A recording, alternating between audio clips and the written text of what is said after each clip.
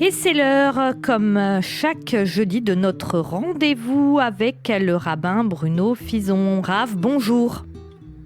Bonjour. Merci d'être avec nous comme chaque semaine sur Radio J. Alors, évidemment, on parle de la fin de Soukhot. Est-ce que ça marque le jour du jugement ?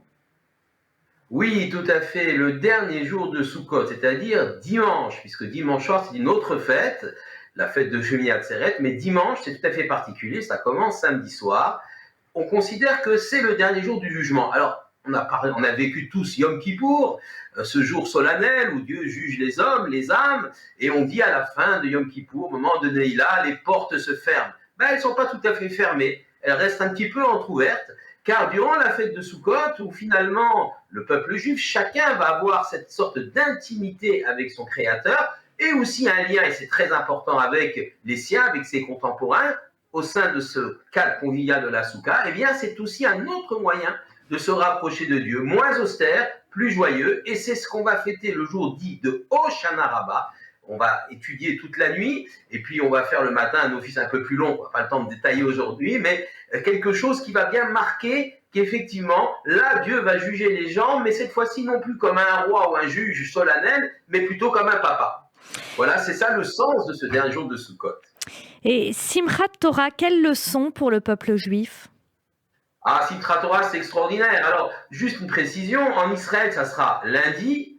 Les jours de Shemini Atzeret de Simchat Torah se confondent. Chez nous, ça sera lundi Shemini Atzeret et mardi Simchat Torah, la fête de la joie de la Torah. Donc, nos rabbins ont considéré que c'était le temps où on a terminé de lire la lecture hebdomadaire de la Torah pour la recommencer tout de suite. Et ce qui est intéressant, on termine par les derniers mots de la Torah qui sont le Zot Averacha, voici la bénédiction, et on commence tout de suite par le mot Bereshit au commencement, on recommence tout de suite. Première leçon, on ne s'arrête jamais dans l'étude. Quand on a fini, eh bien, il faut recommencer, ou plutôt on va recommencer, mais de façon différente, car on a changé, on va à nouveau progresser. Et puis la dernière lettre de la Torah, c'est un Lamed, le L, et la première lettre de la Torah, c'est un Bet. Alors si on les lit, dernière lettre de la Torah, première de la Torah, ça fait le mot lève, le cœur. Lorsque les choses viennent du cœur avec sincérité et force, eh bien, elles sont vraies, authentiques et elles peuvent se transmettre. Qu'avez-vous comme message justement à nous transmettre à cette période de l'année du calendrier juif, Rav Bruno Fison ? Alors, je pense qu'aujourd'hui, le plus important pour nous, c'est la notion de hardout, c'est-à-dire de fraternité au sein du peuple d'Israël, et au-delà d'ailleurs aussi.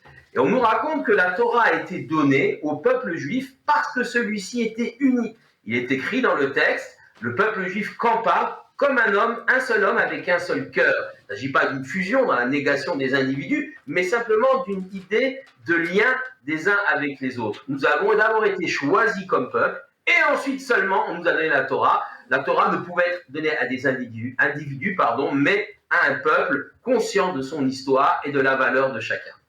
Merci beaucoup, rabbin Bruno Fison, d'avoir été avec nous comme chaque jeudi sur Radio J. Nous vous retrouverons donc jeudi prochain. Bonne fin de journée à vous. Merci beaucoup. Au revoir. Bonne fin de journée. Shabbat Shalom et Shabbat Chag Sameach. Shalom et Chag Sameach.